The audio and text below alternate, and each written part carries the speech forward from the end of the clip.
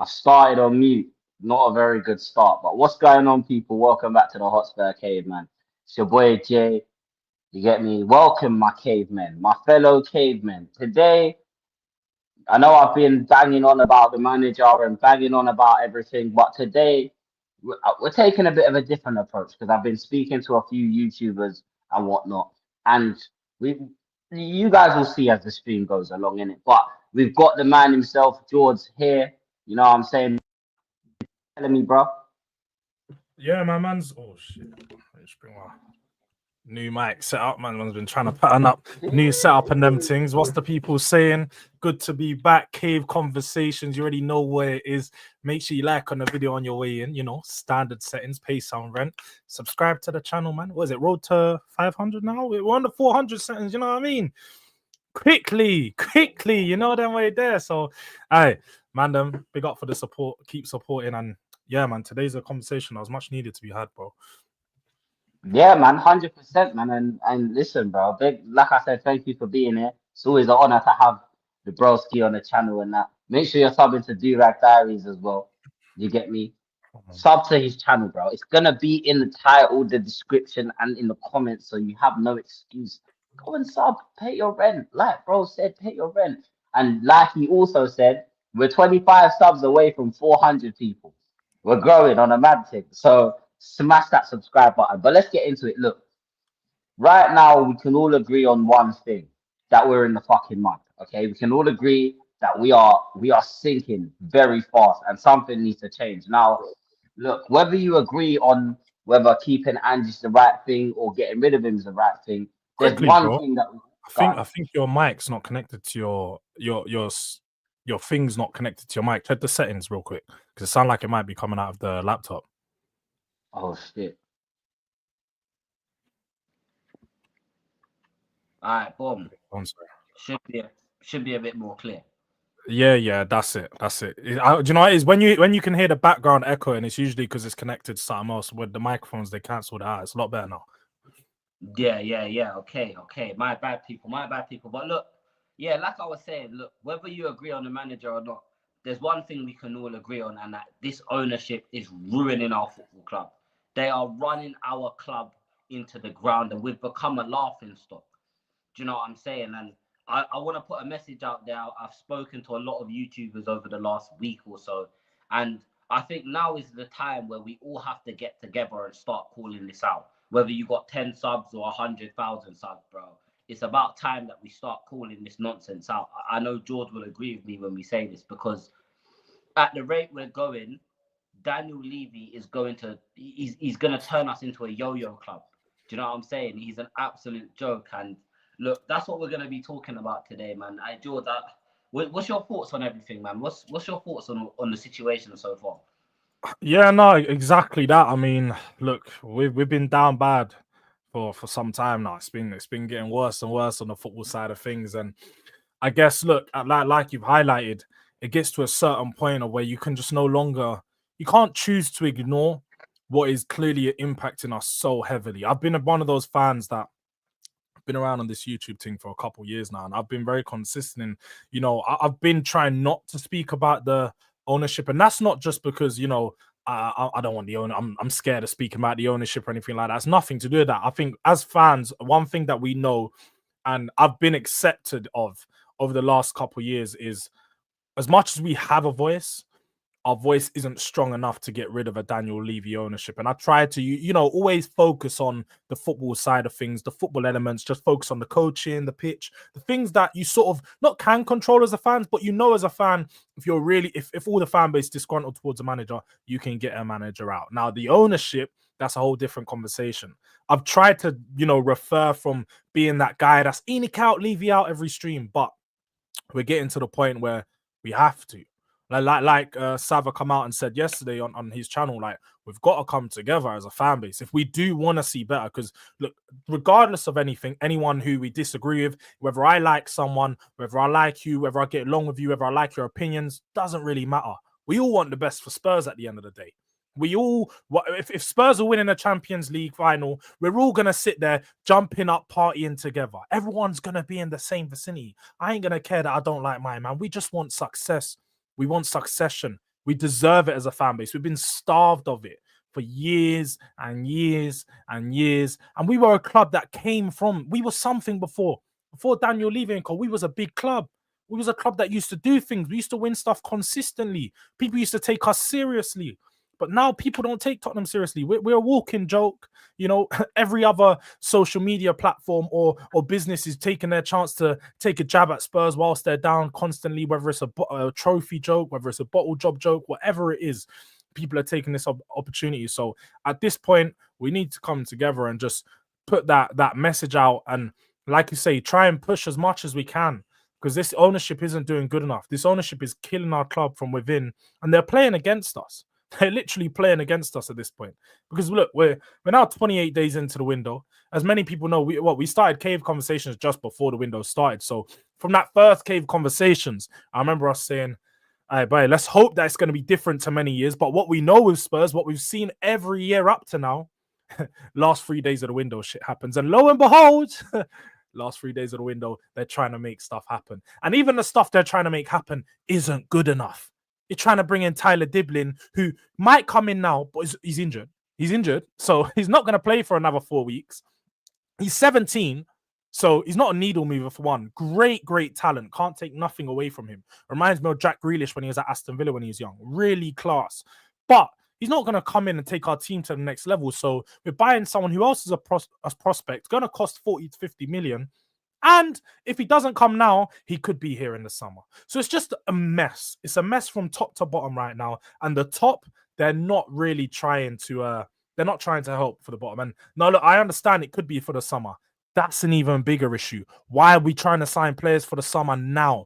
People know that in February, March, April, you can negotiate deals. You can't confirm a deal to be done, but you can negotiate deals in that time with clubs, with agents to sort out for a summer move. Why are we in the January transfer window with a player knowing that we need someone right now in that position? We're trying to sign ahead for the summer.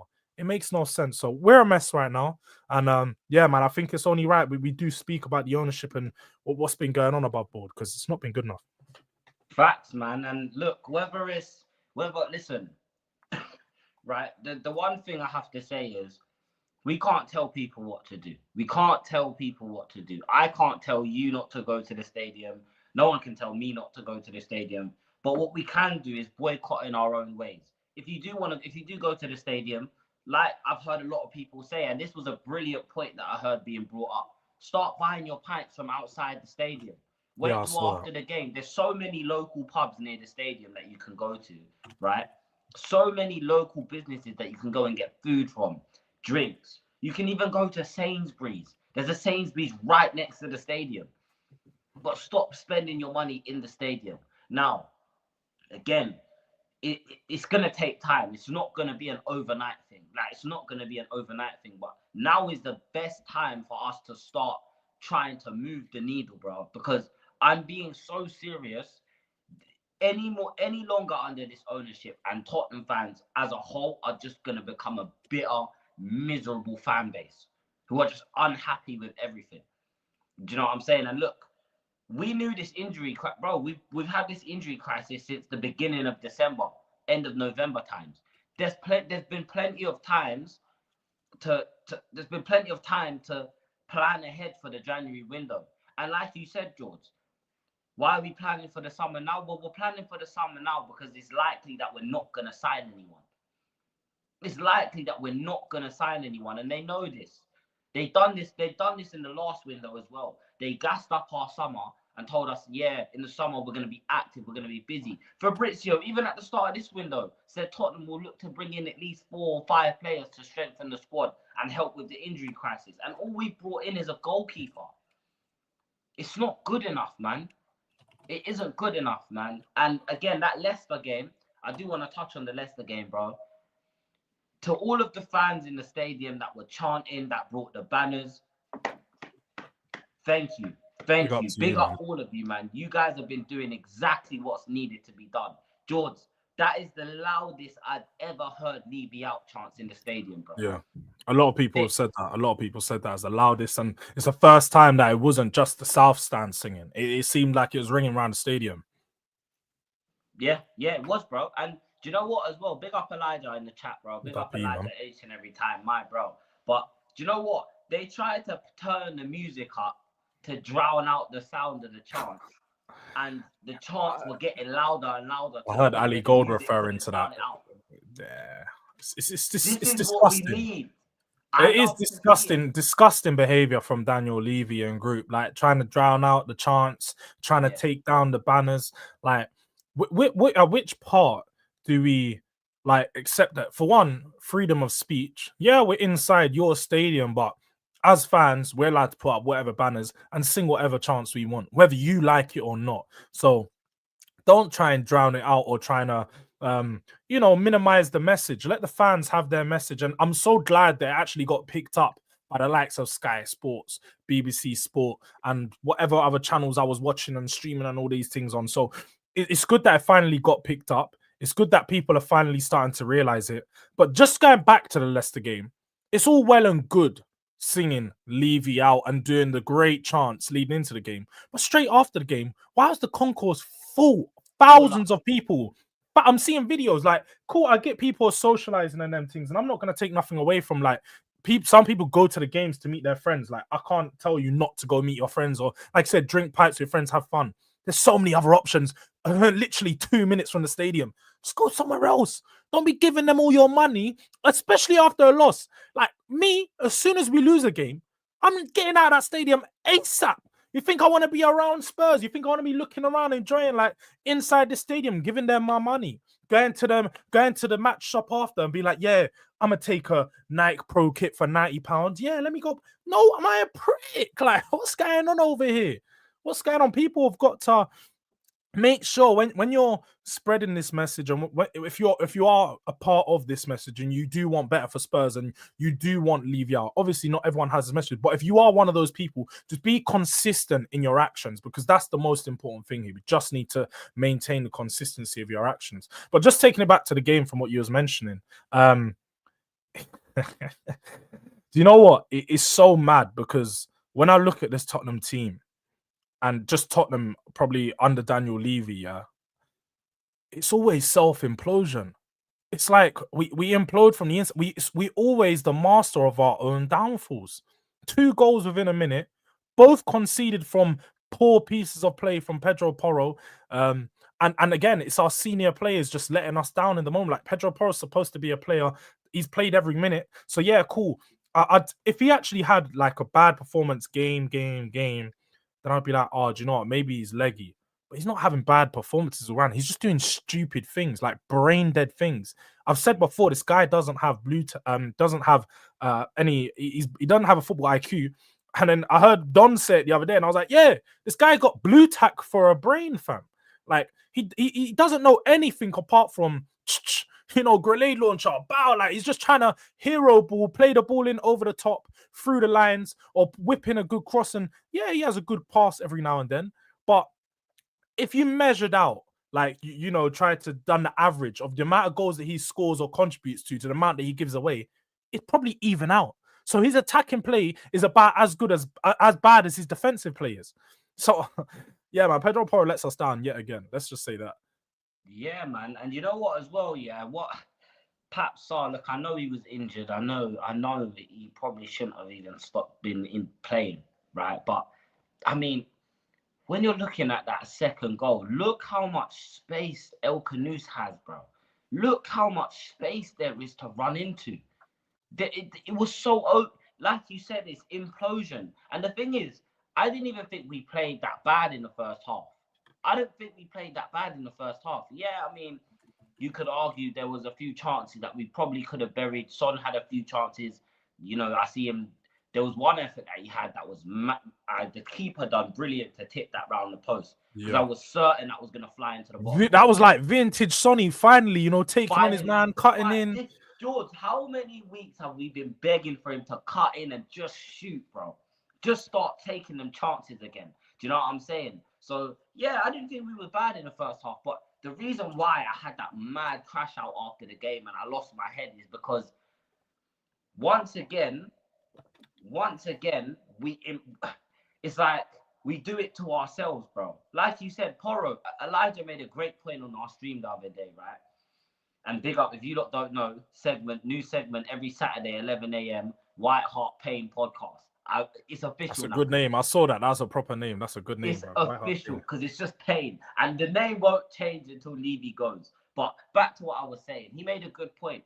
It's almost like, it's like Bluetooth. It's like whenever the ball is there, Poro's just trained to go to the ball. Just connect. Just go. It doesn't matter where he is, what position that we're in on the pitch. He just goes, and we're always getting caught out. Letting Vardy's popping a snus and drinking a Red Bull and dunking on us again, bro. I can't lie. Again. My head was gone when he ran and he done this again. I was like, fuck, we letting him do it, bro. Every single time we let Vardy come to our yard, put our feet up and say, nah, this is my gaff today.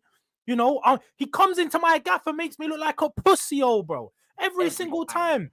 And he's stunting on us. Like, we ain't got no chains. A man's come with his chain going, yeah. Like, in our face every time. Like, come on, man. Every single time Vardy's getting us. Big up Kurt, man. Oh, man. We keep giving the ball away. Exactly. We talk about this possession-based football and whatnot, but we keep turning the ball over. We can't keep possession for longer than... We can't put a string of 10 passes together cleanly without turning the ball away or someone taking a missed touch. And again, like, I've gotten to the point now where I can keep ranting and raving about this manager, yeah, but he is very clear. We know he's out of his depth, but it's almost like give him the help he needs, man. Give him the help that he needs. He's not good enough, whether we like it or not. I don't want to see him here next season. I don't want him to be the manager next season. Do you understand what I'm saying? But it's like giving a handyman a job and not giving him any tools to work with. It's just telling him to build a house with his hands. He can't do it. It's not gonna work. And we have to be realistic when we sit here and look at these things. This is why we're all turning all of our focus is now going on to Daniel Levy. Like, yes, all of the Ange out mob and whatnot, and you know I've been front marching with the Ange out mob since the Chelsea game. But we can put that on pause for a sec. We can put that on pause because the results aren't going to get better with this rotten atmosphere that's around the club, bro. Even fans, I don't know if you saw the clip. That fan that screamed at the Leicester players, we're going down with you, and Ange is coming back out. You can see we're a mess right now, Jords. Yeah, I can't even lie. I didn't like that from Ange. I didn't like that. Like, as a man, especially someone who puts yourself in a limelight, you put yourself in a position just similar to us. We put ourselves in a position on YouTube to get criticism because we're talking in a public forum, talking in a public space. Someone says something to me, I don't get rattled. I tell people in the chat all the time, I don't get rattled by your chat. You can sit here and call me names on these things. I'm not going to get rattled. I might explain myself, but the fact that Ange lets himself get rattled by fans saying stuff like, you're going to make us go down. Like, yeah, at this point, the fan does feel that way because we're in fucking 15th. They're right to feel that way. So now I'll be real. That's one thing I didn't like for Ange. Like, why are you coming out and staring at my man like you're going to do him a thing, bro? More time the fan probably slap you in your face, bro. Like, calm down, bro.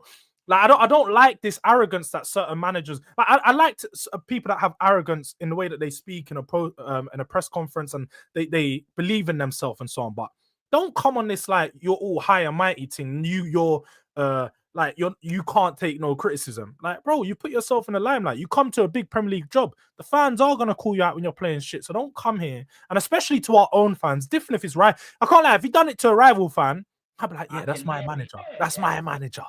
But doing it to our fans, have some shame, bro. Have some shame. Literally, don't. Yeah, I don't want to see that again, man. Nah.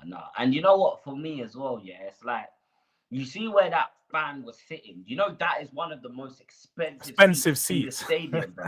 So he's paying thousands of pounds to sit there every game. Yeah. Listen, he's pissed off because we're sitting here hoping Ipswich drop points and Everton drop points and Leicester drop points.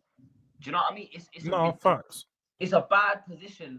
However way you want to look at it, injury crisis or not, it's not a good position for the club to be in right now. So these fans have a right to be angry. And just to get on to what Amari says here, I don't think 330 mil isn't backing a manager. Listen, yeah, say it's George's birthday next week, and he tells me what he wants for his birthday. Hey, get me this Dior spray. And I go to Poundland and buy him some cheap spray.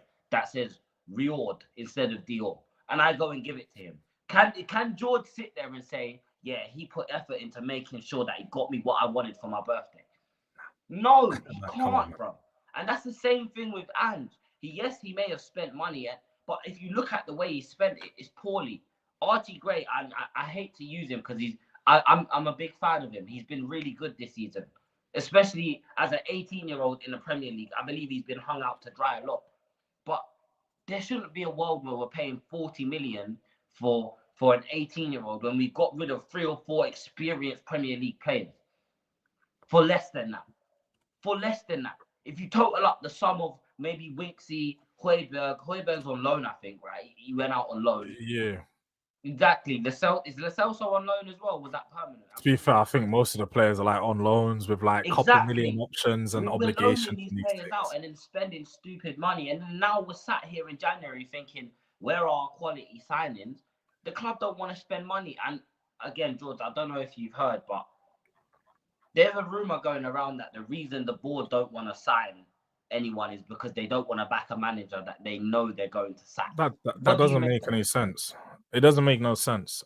Because and the reason why I don't even believe those reports, is because if we're being honest, and this way you've got to look at it, and if you read the reports, like all the different reports that come out, Spurs have changed the way that they recruit, right? And I don't know if you saw the thing yesterday, and it was like Daniel Levy's come out and said that like he really likes and admires the way that Brentford or Brighton recruit. The reason that we've gone down this route over the past year or two, under Ange in particular, is because for one, he knew that Ange, when he brought Ange in, he gave him a 5-year deal because he wanted a project manager. So he knew going into this, Daniel Levy, I'm saying he knew going into this like project or going into this phase where we're going to go through, that he can take advantage of the fact that this manager is going to be a project manager. And so he can make some of these shrewd signings that are going to be, it seemed like, young players, but they're going to have a high ceiling. This isn't something, and this is where people need to realize, and they look at Ange and say, why is because Ange says he likes young players, they're looking at him saying he's pointed out and wanted all these players. No, this is a Spurs thing. So if you look up and you read in Spurs over the last 20 odd years, Spurs have always done this. Literally, Martin Yeo asked for some experience, and my man brought in Kevin Prince Boateng and Adel Taarabt at 18 years old and said, yeah, these are the ballers that are going to come through. And this is what happens. Spurs are always going to buy young players and try to take up the opportunity that these are going to blow up and, become the Kane and Sons, because the Kane and Son have probably been our only, and maybe a Bale, but apart from those three, over the last 20 years under this ownership, there's been no other young players that have come through and really shined. And even Son, you can't even say Son because he came here like 21, 22. He had his whole career, like he built himself up and then came to Spurs. So Harry Kane and Bale, the only 2 players that really come to Spurs from a young age, and we've actually taken advantage of them and put them on a pedestal. So as much as I think Ange is happy with some of the signings that we made, I don't think that Ange wanted to spend, let's just say, 50 million on Archie Gray. The fact was Archie Gray was on his way to Brentford. The deal was pretty much all done and dusted. It would have been for cheaper, but Spurs had then come in and said, look, we're going to play you a bit more and we'll pay you a bit more. And you know what? Here, take some extra change just to make sure he comes to us. So these are typical Tottenham things. Daniel Levy's working deals, he's doing stuff in behind and just throwing it at Ange and saying, look, you're going to work with this. And that's where he's been hung out to dry. And when you talk about, he doesn't want to sign players no, because even when you've got a club and you have a direction of what the club's going in, the job of the football director and the sporting director in Johan Lang is to ensure that the players that we're signing are not only going to work for Ange, they're going to work for this club going forward. That is literally the job of sporting directors, to identify a way of playing, identify a way that you want this team to go. So whether it's going to be a possession style, not as necessarily formations, but if you want a possession style football, you're going to bring in technical players that suit that system. That's the job of the sporting director. Sporting director's not doing his job at this moment. And as much as I think we need to get onto Levy and the fact that Levy is not spending, there is also a point where you need to look at Johan Lang and say, what the fuck has he been doing for the past month? What has he been doing at Spurs throughout this whole time? Because he hasn't made one great signing. There's not been one signing I've looked at and been like, rah, you've done some good work here. We've just brought in players that should come to Spurs. We've not pulled a coup out of a bag and attracted a big player to here or anything like that. Keep going, yeah. I'll be 2 seconds, bro. Yeah. And we've not attracted anyone out of the realms of Spurs. You know, Fabio Paratici at Spurs, when he was here, he was talking to big players. We were trying to make big moves, trying to do big things. You know, he's using his contacts to put in works, talking to all these big clubs, trying to make things happen. With Johan Langer, all he has to show for his time at Spurs is, I mean, Lucas Bergvall, who apparently we competed with some of the top young clubs around the world, the top clubs around the world for him, but that remains to be seen. He's top young player, but the competition for that signing, near to no. Dominic Solanke, no competition. Odegaard, no competition. Dragusin, they say we beat Bayern Munich to him. Then, boy, that's an absolute L. He should have went to Bayern Munich because we brought him in, shifted off Dyer to Bayern Munich, and we're supposed to be the ones that worked out better on this still. I mean, this guy is looking like the Romanian Dyer right now. Let's be honest here. Probably looking worse. So that's another failed signing. When we look at Archie Gray, that's going to be one for the future. And again, probably a decent signing, but he didn't beat no clubs here. We competed with Brentford for him. So this is where I'm looking at Johan Lang, and I'm looking at him funny. Like, what are you doing?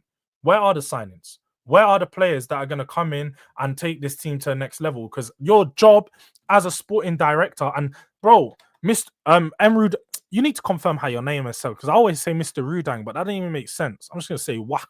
Yeah, you're whack. You're right. Because the behind the scene gimmick, yeah, it's bullshit.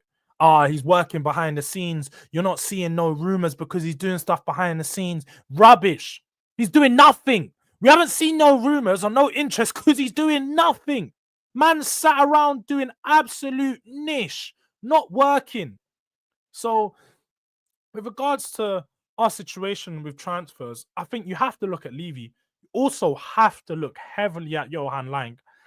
And then with regards to Ange needs to call this out a bit more. He needs to probably be a bit more like Conte and Stellini. Not Stellini, Conte and Mourinho. He needs to point out to the fact that he's not getting the players he wants. And, you know, the club... what's Rudang? Rudang. Bro, that's mad confusing. I'm just going to say Rudang. But yeah, bro, back to it. Yeah, Ange needs to stop coming out in press conferences and being a yes man. He needs to stop coming out and saying, you know, yeah, I've wanted these players. Yeah, I'm with the board with the strategy. Yeah, like I don't expect him to come out and call out the board, but he needs to point out the fact that I think the club needs more experience. I think that we should have signed the players with, you know, a bit more years. And again, like he should be telling the fans the actual truth.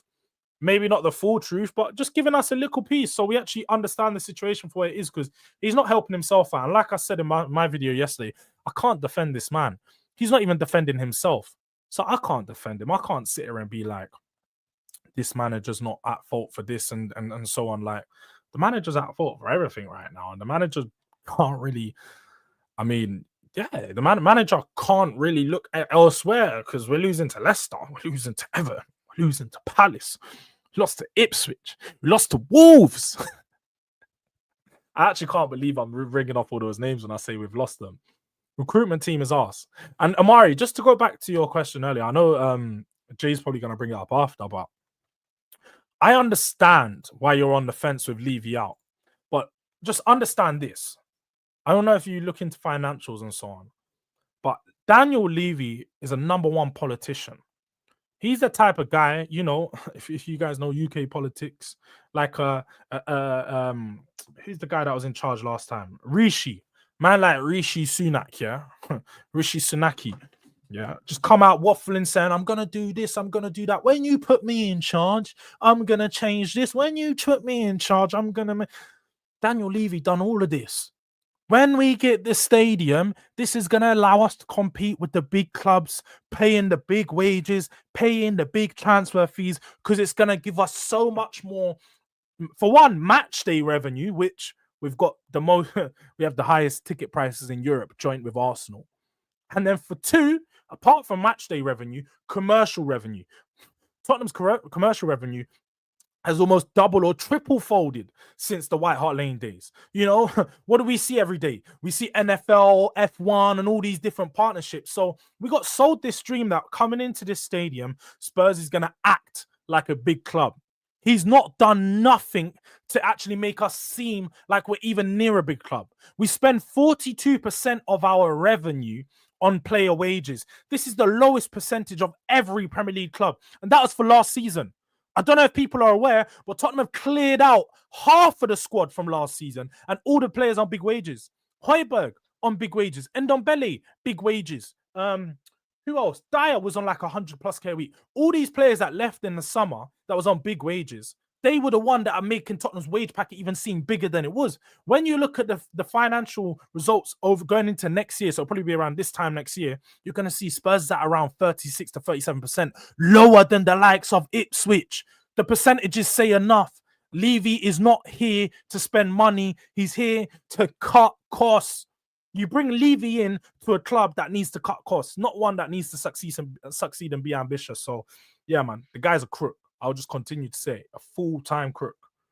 What are you saying, George? You can hear me, yeah? Yeah, you're back.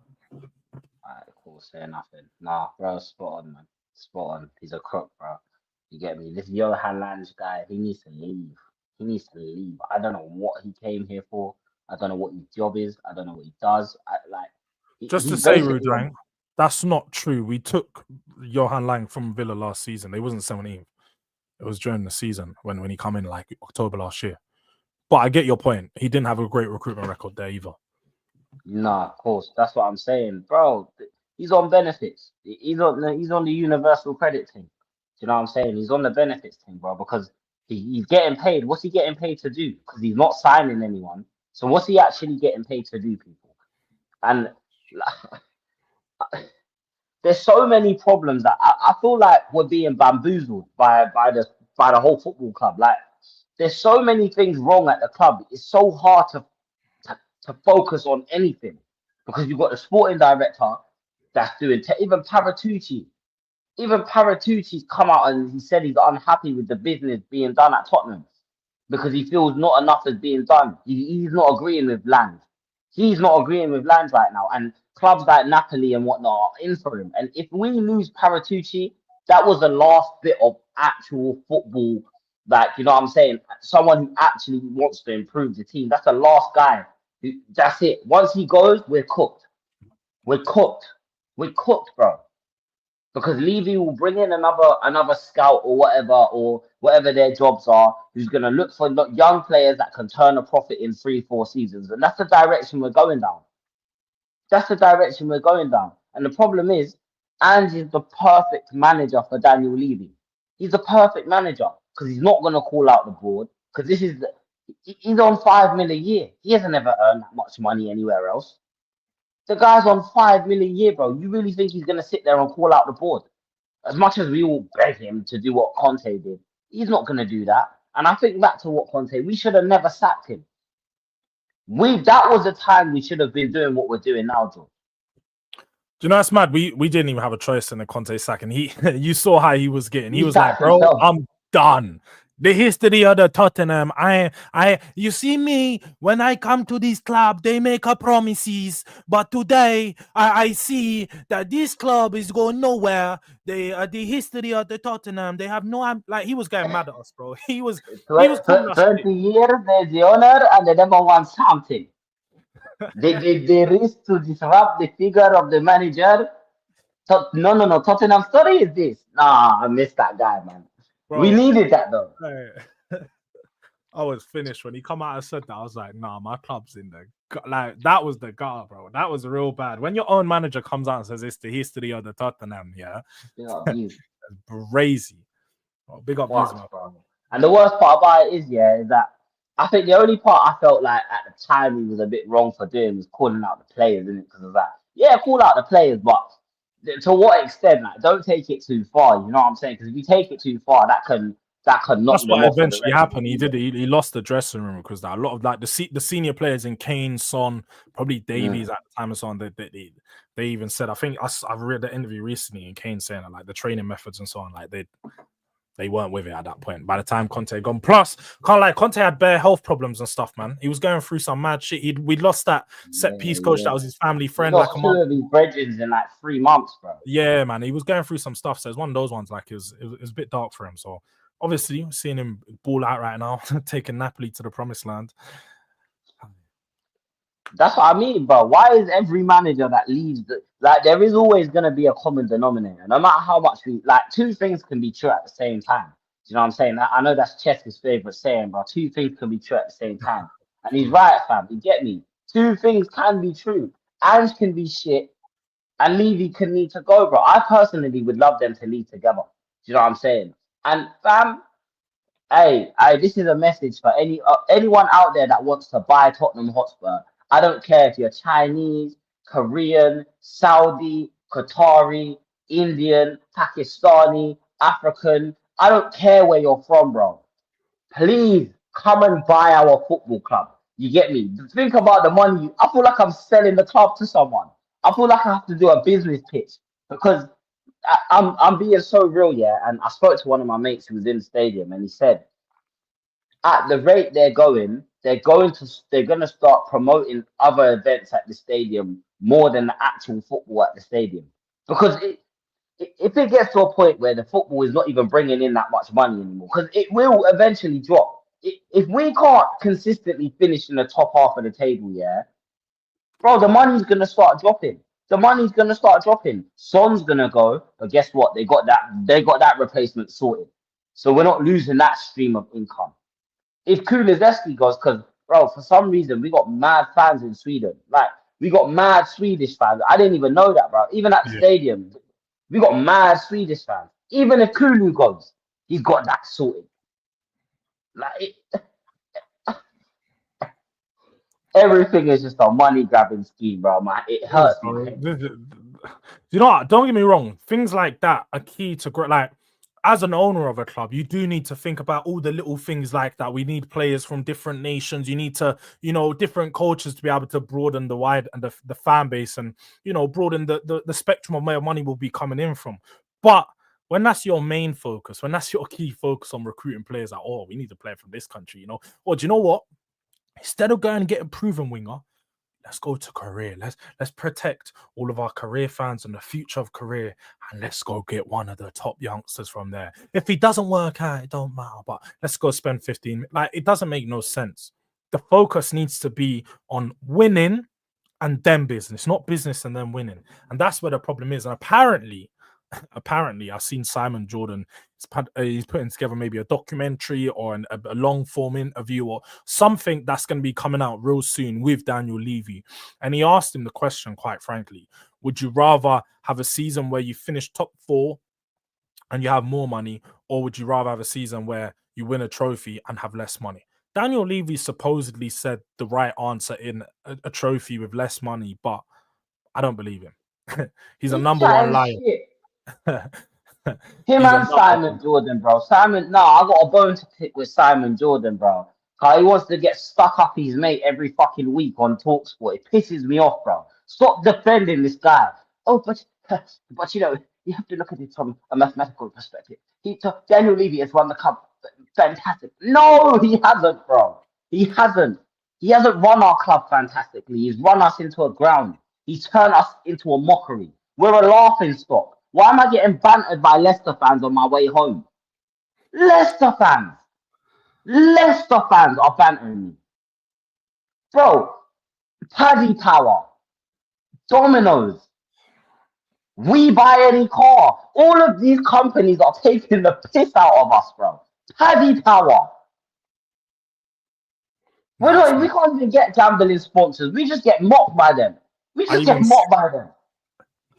It's fun because I even see one time that painting company Deluxe was taking the piss out of us, and I was like, nah. Like, bro, everyone is getting their banging. Like, it's like, yo, bang! Like, everyone's just trying to kick a man while he's down. Like, it's bro, we Bro, need to see some ambition. We need to see some improvement, but that's only going to be done with money being spent. And right now, it doesn't look like any money's being spent. exactly. And I said this to Elijah, yeah. Anyone that's watched Dragon Ball Z will know about the Cell saga, fam. You know, it feels like being a Tottenham fan when Cell was just holding Gohan up like this and just bang, bang, Bang! bang, bang, bang, just non-stop. Every bit of news that comes out about Tottenham just feels like a bang to the face, bro. It No. feels like a punch to the face. Even when I'm looking at Tottenham transfer news, it's always Tottenham are inquiring, Tottenham are interested. Tottenham are moved. Tottenham make an approach. It's never here we go, pen to paper. It's never that, fam. I've never It's never that. actually heard Spurs put a bid in and get rejected, bro. Spurs only put bids into players after 2-3 weeks of negotiating and guaranteeing that the bid we're gonna put in is gonna be a bid that gets accepted. Because it's never, this club's gone in, Spurs have put a bid. Spurs are being serious. Spurs put £40 million bid. It's on the table waiting for the club to like never that. It's never that. And it's like we're afraid to get embarrassed or something. We're afraid to do business. Like you got to put your hat, you got to throw your hat in the ring sometimes, and that's what we don't do. We're always trying to go after players that no one else wants, type of thing. And this takes me back to the comment that Elijah made here. Our club's always trying to prove the fans wrong instead of proving our rivals wrong, bro. Do you know what I'm saying? It's almost like Levy saying, "Well, you don't think I'll find someone? Here you go. Take this piece of shit. Take this crap. You can't complain now. I bought a player. I bought someone." And it's like, nah, man, come on, bro. Come on, Daniel. If you're not gonna leave, yeah, at least take a step back. How many times, yeah, how many summers have we seen Daniel Levy come out and say, I'm gonna take a step back from the footballing side of things and I'm gonna leave the footballing aspect to Land, to Paratucci, to whoever's in charge. And it never happens. That's the thing, and we was told that, especially when Scott Munn was brought in from Man City. When we got Scott Munn in from Man City, we was told that Scott Munn has been brought in to run the whole of the football operation, so Daniel Levy doesn't have any input. But that's obviously not the case. Daniel Levy's still running things over there. Daniel Levy's still in charge, and boy, like it's just the same thing over and over. He's a little control freak, that one, man. Yeah, man, that's what I'm saying. He's a little dominatrix, bro. It pisses me off.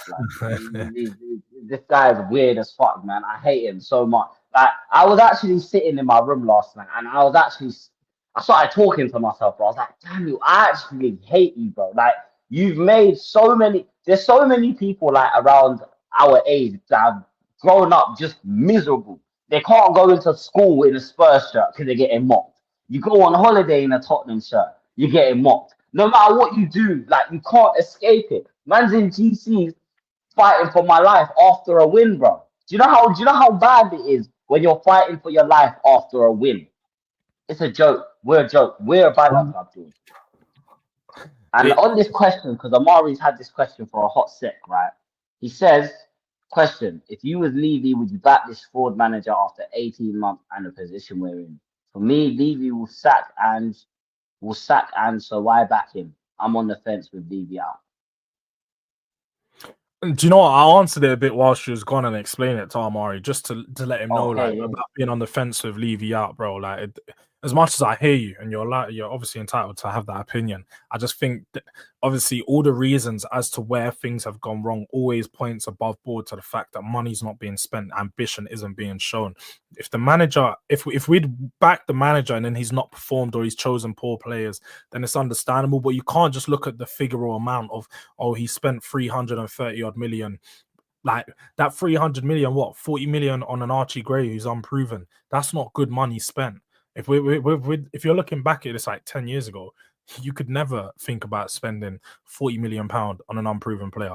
It's just the way that the market is. So when you're looking at these high numbers that are being spent, it's not actually that high when you look into it properly. Like he hasn't brought in, like, if you just look at this window, Solanke and Archie Gray's 100 million on themselves. If you spoke about those two, you're not thinking about 100 million pounds spent, but ultimately that's what Spurs have done. So we've probably not used the money in the best way, but also Ange hasn't, again, helped himself with coming out and defending a lot of the signings. Yeah, man, and defending the lack of activity in the window as well. Like, it's sitting there saying, I know they're working hard behind the scenes, but they're not. Like Elijah said, Johan limited, bro. Like, the guy, it's not good enough. And like you said, it's almost like they've given him the rope to hang himself with now, and they're just waiting for him to pass. Like, it's becoming a joke. And I feel, like I said, I've said this so many times, I feel sorry for him. It's gone to the point now where I don't even feel angry anymore. I genuinely feel sorry for the guy because he wants to be the manager of this football club. He wants to change the culture of sacking managers and it building for a couple months and then sacking him. He wants to change it. He wants to build longevity. But the problem is he's going about it the wrong way. He's going about it the wrong way, and if he doesn't buckle up, like someone needs to sit there and say, "Look, bro, I get it. I get it. You don't want to change your philosophy." And maybe he feels like if I switch it up now, I'm gonna look like a bit of an idiot. So I kind of have to double down and save face, kind of stand on business type of thing. But if he wants to keep his job, bro, I don't want to see no more losses from now, bro. And I mean, even if you look at our next Tough couple to say, fixtures, man. It's tough to say because I feel like as a manager, you do need to double down on your principles sometimes, and you need to say, look, I'm not going to change the way I play because, as we've seen with Ten Hag, when you do change the way that you play and you don't believe in your philosophy, players start to not believe in you as a manager. They start not to believe in the instructions that you're telling them because you don't even believe your own instructions are good enough. So, yeah, I don't want him to divert completely from the way that we play, but he needs to adjust. He's shown adjustments. Sometimes the adjustments just haven't been good enough. Now, I think there is a point to say tactically, I don't think Andrew's all the way there. He might be out of his depth in the Premier League. He's been showing that, but he also that has shown that he knows what he's doing. He can make the tactical changes. He's just not doing it enough. So at times, I don't know if it's you don't know what you're doing or you're just being stubborn. Like, and I would lean a bit more on him just being stubborn because he's a proper old school style guy, like old fashioned, and he's just trying to stand on his principles type of thing. yeah, yeah, no, I agree, man. I agree. And again, for me, I have to look at the situation that we're in now and think to myself, like, maybe it's not even a case where you sit there and you say to the players, "Oh, all right, we're going to completely scrap everything that we've been building for the last 18 months." But just add little tweaks. Say to the players, "Okay, if we're leading the game going into half time, for 10 minutes before half time and 15 minutes after half time, we just sit in, keep compact, frustrate the opponents. Let's just frustrate them. Frustrate them. Let them, because if you're down and you get 15 minutes into the second half, they're looking around, especially when you're playing teams like Leicester, like Wolves, Ipswich, teams that are fighting to stay up. They're looking around saying, look, we need to get something from the game. We're gonna have to come out now. We have to come out and play. That's where Ange's tactics now come into, do you know what I'm saying? The way Ange likes to play, that's where he can now thrive. So it's almost like he needs to put the building blocks in place for the way he wants to play and his philosophy to thrive, bro. Because I don't know what he's saying, but we come out that second half, we were second to every ball, late to every challenge, couldn't string passes together. It just almost looks like they just take their foot off the gas every time we take the lead in the game. I don't know. I don't know what your thoughts on that are, bro. But for me, that's just what it's looking like. Yeah, like when they come out the second half, I did question. I was like, bro, like, why are these man's heads down? Maybe they like. And one thing I've said about Spurs for a very long time is complacency is one of our biggest issues. A lot of the times, players get complacent now. I think maybe at that point, coming out of the first half, I think we got stunned. I will say that.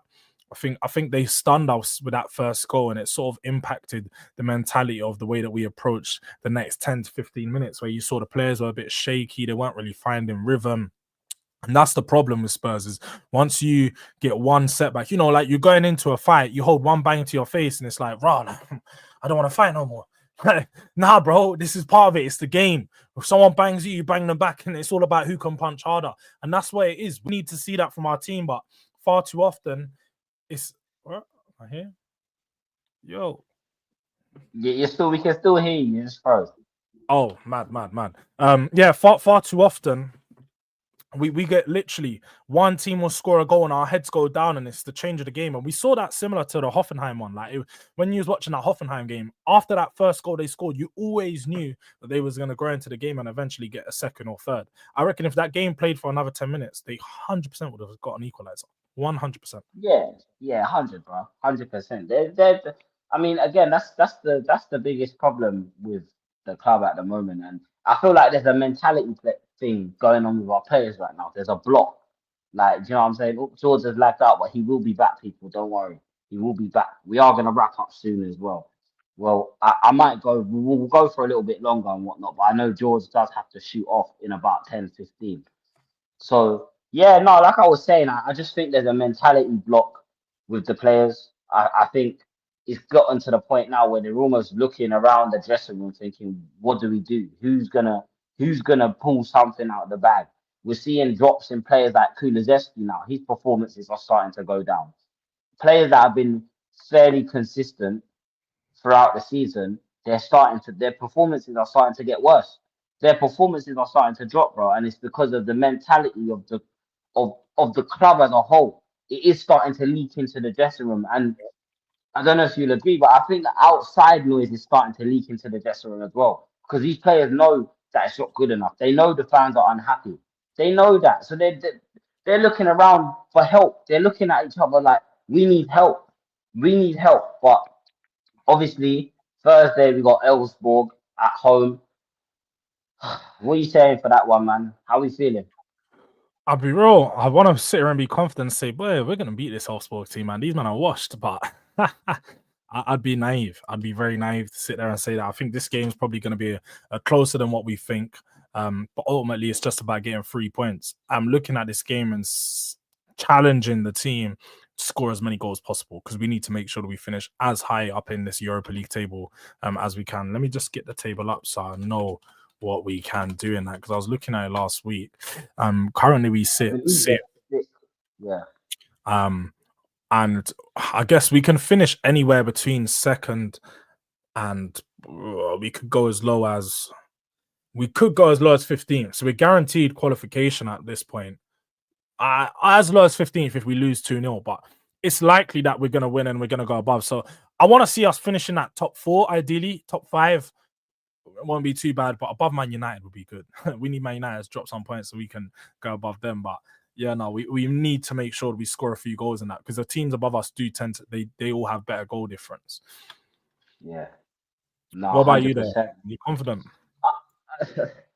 I'm never confident. The most fucked thing is, yeah, I actually predicted that we'd lose to Leicester. I was talking to Saba before the game, and I told him that Dr. Tottenham was going to strike, and it struck. So going into any game now, I'm not confident. Like I'm always predicting a lose. However, I mean, we have there is no excuse not to beat Elfsborg at the lane, at White Hart Lane. Like, there is no excuse not to beat them.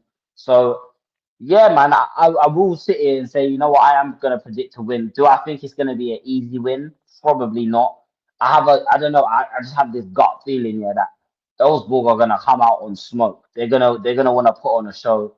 Their fans are going to be loud. They're going to be up for it because again, they're not really a massive team and they're also playing for something.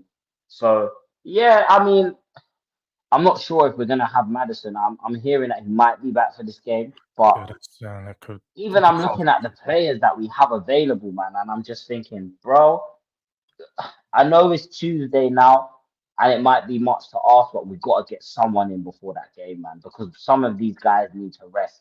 Even if it's I mean, I'm looking and I'm thinking, if and this is a quick question.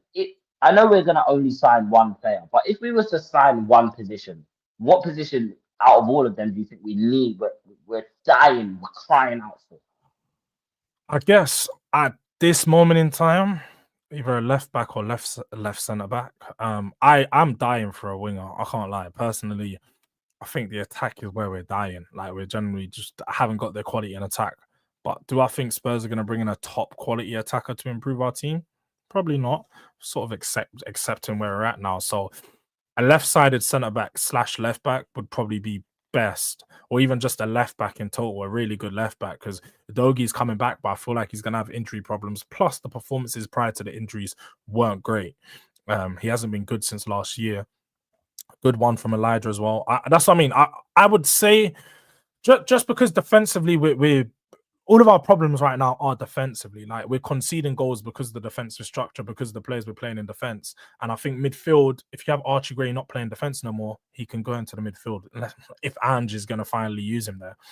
But also, I'd say a left back or winger. Let me just say that I can't really choose between because I think both are so important right now. And the wingers, I don't like any of the wingers we've got enough. Of the first 3 names that come out of the hat in Werner, Son, Johnson, don't not a fan of any of them. So we need someone of a proven quality to come and slot in. Yeah, no, I agree, man. I agree. For me, I'm a bit indifferent. I was gonna say either, yeah, like you said, a left back or a left-sided centre back. Ideally, someone that can play both. If you can play left back and left centre back comfortably, not just I can fill in there, as in someone who's competent playing both roles, 100%. But I also want a midfielder, man. I want a midfielder that's gonna perform consistently, that can kind of give me reassurance that we're not gonna get like overrunning the midfield. We're not just going to get split open because a big part of the problems that we have right now is that the midfield is just we don't have anyone to sit in front of that back line and just say, "You lot, I'm here. I'm saying, you guys just do what you do, sweep up. I'm gonna sit here and provide you lot with the cover." So Yeah. if Porro flies forward or Spence or whoever's on the fullbacks fly forward, I'm here to cover. I'm here to step in. So yeah, for me, I know it was linked with Angel Gomez. He's cold. He's a player that I wouldn't mind at Tottenham. I know he's quite young, but again, I wouldn't mind him. He's not even. I, I wouldn't even consider him a young player. Like I know years wise, but he's had quite a lot of experience. I think what's he like experience, 24, yeah. 25. And as much as he's got a small stature and plays in the six, he's a really, really good deep line playmaker. And if you can get him on a free, it'd be a good move. I just don't think it's a move that Spurs need to make right now because, as we know, he's going on a free transfer. Like, why can't we sort out that deal over the next month or two? But George isn't. I don't think George is. I George haven't. This is has the thing, already though. said. People constantly do this in the comments. They're like, "George, you're defending Ange." I said, "I haven't defended Ange. I've said just because I don't say Ange out doesn't mean I'm defending Ange. I call out Ange for what he does wrong. I analyze the team of where it's at. I'm not an Ange fan. I'm a Tottenham fan. Tottenham fan first before anything. So when I'm looking at it, I'm saying, yeah, Ange is doing this wrong, doing this wrong, doing this wrong. But I'm standing on the fact that what I've said previously, I still think Ange does a lot better with the players with his players. Sorry. Now, the question is whether Spurs give him those players or not. Probably not at this point. Will Ange succeed at Spurs? Now, that's a question that neither of us can answer. But I haven't been defending Ange. So I don't know. The narratives are, they're definitely boring. That's it, Elijah. Like, it's boring. Yeah, man. Obviously. What are you saying, George? Have you got to shoot? I'm gonna shoot in literally a second. I'm getting an invite. Literally, when I get a call, I'll be shooting. But for Yeah, now, yeah. No worries. No, you're all good, man. You're all good, man. No, listen, George is, I feel like it's one of them ones where he's trying to keep the focus on where he believes is the most important place where the focus is, and where I think a lot of people are starting to shift now. If we can shift it back to Levy, that's where all the focus has been at because Ange, Poch, Conte, Nuno, Jose, AVB, Redknapp, the list goes on. So many managers have been at this football club and they haven't been given the Sherwood, they haven't been given the tools to succeed. And yes, we can all sit here and say, yeah, we don't think Ange is good enough and whatnot. But at the end of the day, one, Levy the one employing Ange. We all said, I mean, I don't know what George's thoughts were, but I never wanted Ange in the first place. But I said, you know what, I'll get behind the manager because he's here. Now we're at a position where it's almost untenable. I don't know how much longer we can get behind this manager for. yeah. And now we have to start looking to the bigger problems at Tottenham, which are the people upstairs. And that's the thing. I haven't I've been again consistent. I didn't want Ange when he first came in. Obviously, I didn't even know who Ange was. I'm not gonna sit here and act like I was watching fucking Celtic. I didn't know who Ange was. I had to do my research on Ange, look up what he was doing, and so on and so forth. I wanted Arne Slot in. That's who my number one manager was. When he was at Feyenoord, obviously he turned us down. Pretty sure he turned us down to do another season at Feyenoord before he then obviously went to Liverpool, and we're seeing how great he's been. So that was my number one option. But I've been just a part of just trying to get behind the manager, get behind team, get behind the system. But it's one of those places where if all the ingredients are well, you're not gonna have a good meal, bro. Like if you're missing certain things, it's never gonna come out right. You can't cook curry goat without the curry, like without the curry powder. It don't make no sense. So that's where I'm at right now. I think, like I said, you need to focus on Levy, you need to focus on the other things, but also, yeah, the manager isn't helping himself. So it's one of those ones like no one's right and no one's wrong in how they feel, and I totally understand why loads of people want Ange out, and I don't think they're wrong for feeling that way. I just feel differently. That's all it is. But yeah, man, it's it's tough times. Tough times. I do have to go though, so make sure if you haven't already, smash the damn like button. It don't cost you a thing. It don't take a second. Literally half a second, and it's a click. Just do that before you head out. And rude dang way, I'll answer your question before I leave.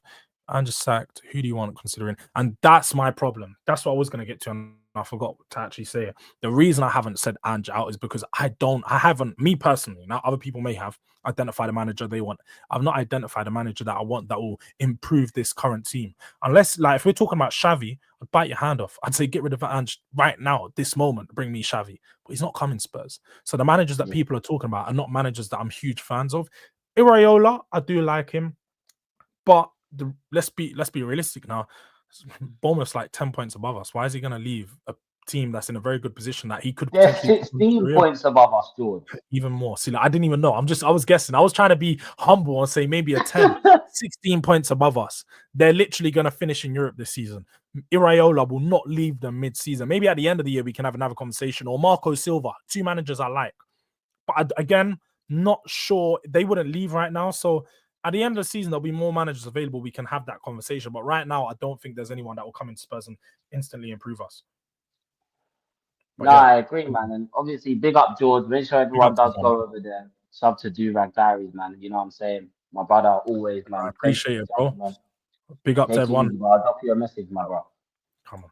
So take it easy, my bro. Big up George each and every time, man. You know what I'm saying? But yeah, like he said, it's hard to sit here and say that I can identify a manager that I would want to come in and take over because I'm just looking at the situation that we're in now. Who's gonna want to come to Tottenham?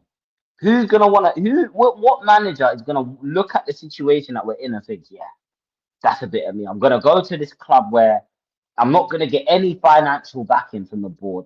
They're not gonna bring me the players that I want. And in 18 months, the fans are gonna turn on me when results aren't going our way.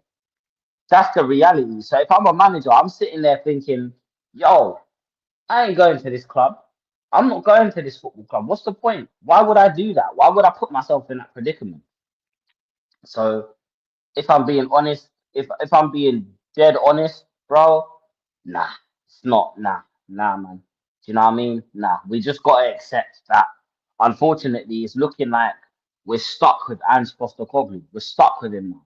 We're stuck with him, and part of us, part of us, like part of me does think that we are a part to blame. We do have a big part in this to blame, bro, because we've sat here for years and years and years screaming that we want manager sacked. And now we've got Levy to a point there where he doesn't even want to sack a manager now to save face because he looks like the owner that just never gets it right. And he doesn't get it right. Yeah, big up Amari, man. Big up Amari every time, bro. But to answer your question, I either want Xavi, which is, I mean, again, he plays gun-ho football, but he's more experienced than Ange Postecoglou, and he's just a better manager. But again, is there a point in bringing in a manager like Xavi who's going to want his players, he's going to want a certain profile of players, and he's not going to get the financial backing to bring in these players to the football club? So again, we can sit here and say, yeah, let's get Xavi, let's get Xavi, let's get Xavi, but do you know what I'm trying to say, people? Nah, it's not realistic. Another manager, Thomas Frank, again, if we're talking about managers that can come in and work with crap players or bang average players, I mean, we've seen what he's done with Brentford. He's managed to keep Brentford in the Premier League. They were in League One not too long ago. And now they're what most people would consider a regular Premier League team. You would consider when you sit there and think of Brentford, you sit there and say, yeah, they're a Premier League team. When you look at teams like West Brom, like Norwich, Sunderland, all of these teams, even flipping Southampton to a point, you don't sit there and consider them Premier League teams. You sit there and look at them as yo-yo clubs. And Thomas Frank has gone into Brentford and he's done a good job. I also think if we can get Thomas Frank in, we might be able to steal a couple of their players. Wissa, I take Wissa in a heartbeat. In Wemo, I take him in a heartbeat. So, yeah, man. Again, another manager, Marco Silva. Look at what he's doing at Fulham. Look at what he's doing at Fulham. And they were one of the teams tipped to go down when they came up. They were one of the teams that everyone sat there and said, yeah, they're going back down. And he's kept them up. Look at them now. They're flying. They're flying. Yeah, they're not the best team in the league. Yeah, they're not going to win every week and put 5, 6 parts every week. But they're a well-drilled, well-oiled, well-disciplined team. They're well-disciplined. They know how to balance. They know how to transition from low block to mid block to a high press. They know how to do that. And why do they know how to do that? Because they're coached correctly. They're coached correctly. But not only that, they've got a board that looks at the manager and says, okay, we can't go out and spend 150, 200 million pounds every transfer window. But what we can do is if you go out and identify 3 or 4 players that you want, that you believe are perfect for you, we will go and bring those players in. Look at what Fulham done. They brought in Smith Rowe, Iwobi. They brought in players. They let go of Mitrovic and João Paulinho. So why are they still getting a tune out of the players that they've got when they sold their 2 best players? Bournemouth sold us Solanke. Iriola's getting a tune out of them. They got rid of Solanke, their best player, leading goal scorer last season. I'm pretty sure he's what I'm trying to think. Is he their all-time highest goal scorer? He must be up there. And guess what? He's getting a tune out of them. Brighton are like the Benfica of England. They sell. They're known to be a selling club. Caicedo, gone. McAllister, gone. Bissouma, gone. Enciso, now he's gone on loan to Ipswich. And their manager's still getting a tune out of them. So why are we the only team in the league that sells players and gets injuries, and we have a manager that can't get a tune out of these players? I don't know, man. I don't know. Sorry, people. I went on a bit of a rant there. Let me get through some of these comments. Xavi is off to Juve. Thiago Motta's going. Oh wow. Okay, I didn't know that. I didn't know that. Deji is interested in the job on a free. I'll take the job on a free. Can I join you, please? Okay, I don't know what that means, but I'm sorry. Martin, I'm not even gonna try and pronounce that name. From Porto is a good up and coming manager, but he just joined them. Yeah, I hear that. If he just joined Porto, then I want to give him a season and see what he does, innit? I want to see what he does. Obviously, Northside knows about Portuguese football more than me, so he's a better. But Southgate, absolutely not. But again, that's a typical Daniel Levy appointment. Go out, get a British manager. We'll win a few games under him, and everyone thinks Southgate will do what he did with England and carry us to bare finals. And nah, nah, nah, nah. I don't want him. Don't want him at all. Ange's gonna be here for a while. Yeah, man. Listen, the earliest Ange Postecoglou will probably get sacked is if we go out of the FA Cup to Villa. If we go out, because we got the League Cup against Liverpool and then the FA Cup directly after, if he goes out of the League Cup, he will go. He will go eventually because Levy will look at that and say, yeah, this is untenable. But again, the problem is I don't want Ryan Mason to the end of the season. I don't want Ryan Mason until the end of the season. I don't want to end up in a position where we're in a relegation dog scrap and Ryan Mason is the one to keep us from going down.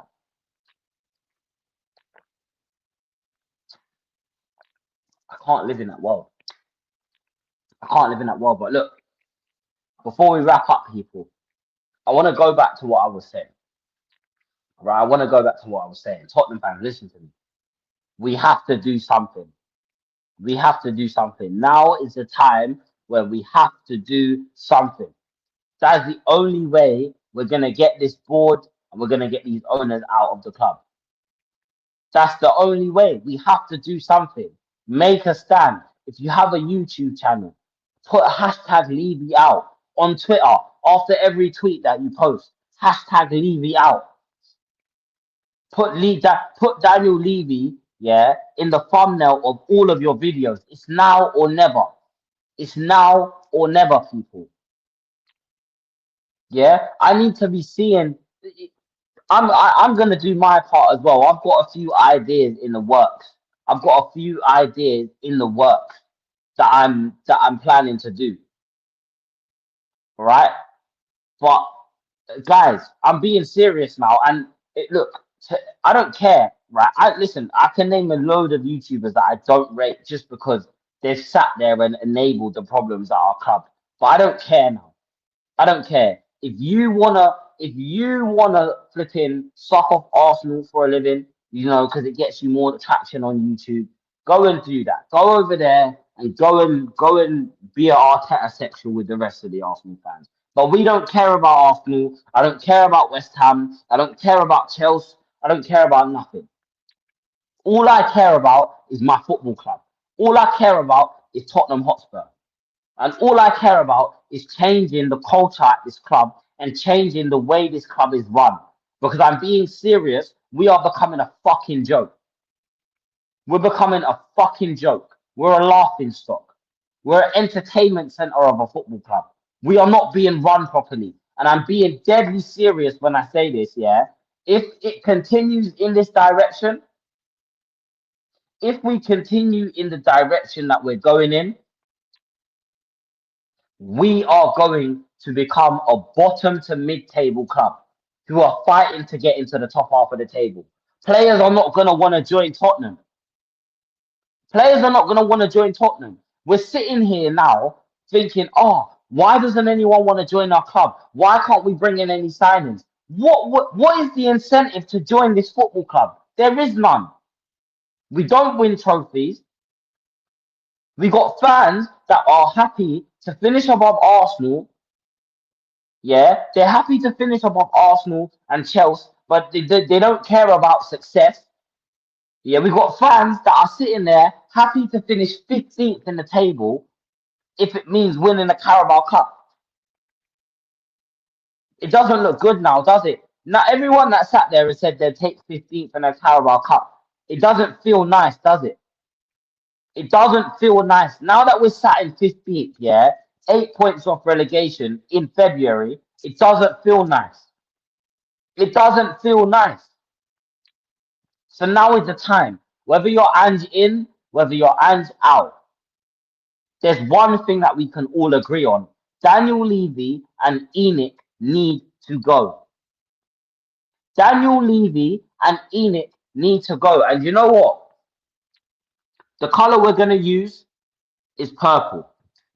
Until Daniel Levy and Enoch leave this football club, you lot will be seeing purple everywhere. I'm going to change the banner on I'm going to change my profile picture to purple with a crest that just says Levy out.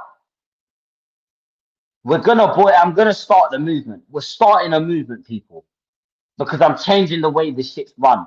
And I don't care if it takes me 5 months or 5 years, but at some point, heads are going to roll. Heads are going to roll because I'm tired of leaving that stadium feeling embarrassed. I'm tired of not being able to get involved in football debates, yeah, because what's it called? Because I'm a Tottenham fan. Because I haven't seen any trophies. Or all I've seen is a League Cup. Daniel Levy, and this is my message to you, Daniel. Sell the club, okay? You've done what you needed to do. You turned us into a financial superpower, right? You've turned us into a financial superpower. And you know what? People, I need to see purple. Everyone, I want to see purple. I want to see purple. Get your purple. Get the color purple in the chat. Get the color purple in the chat. There we go. That's not purple, is it? What are we saying, people? There we go. There we go. We're getting the color purple in the chat, yeah? Because that is how we're boycotting this club. Do you know what I'm saying? We're boycotting this club one way or another.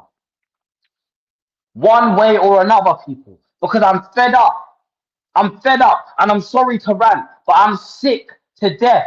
And big up Saba for the raid. Big up Saba for the raid. Big up, man. I really appreciate that. People, if you've just come over from Saba's channel, get the purple squares, get the purple blocks, circles, all of that. The color we're using to boycott Daniel Levy is purple. It's purple. That's the color we're going to use to boycott Daniel Levy because he is running our football club into the ground. He is turning us into a mockery. So if you're tired of Daniel Levy and you want to band together, and help me and the rest of the Tottenham community get rid of that man at the top, right? If you want to help me get rid of the man at the top, then join me, people. Please, please, please subscribe. like the videos, yeah, and let me see the color purple. As you can see, I usually have the lights on green or blue. It's on purple today, and it's gonna stay that way. It's going to stay that way. And you know what I want to say as well? I'm going to go to the library tomorrow morning. I'm going to go to the library and I'm going to print out, I'm going to try and print out about 100 to 200 signs. And the next home game, I'm going to walk around Tottenham an hour before, putting up signs, encouraging people to boycott, encouraging people to boycott the stadium. On Twitter, after every tweet that you post, hashtag Levy out. If you're a YouTuber, and you're uploading videos, hashtag Levy out. Go on the Tottenham page. Go on the Tottenham page, and after every media video, whether it's a day in the life, whether it's a training video, whether it's a new kit launch, whether it's a sponsor, no matter what it is, hashtag Levy out purple block. I don't want to see anyone commenting under anything, even if we have to take it a step further now. When the players post, don't give the players any abuse. Don't give the players any abuse. No, just put hashtag Levy out. Because things have to change. Things have to change, my people. We have to start a movement. Like Saba said, and big up Saba each and every time. Because what he's doing for the Tottenham fan base, uniting us all together to come together to get rid of the common problem at this club, is brilliant.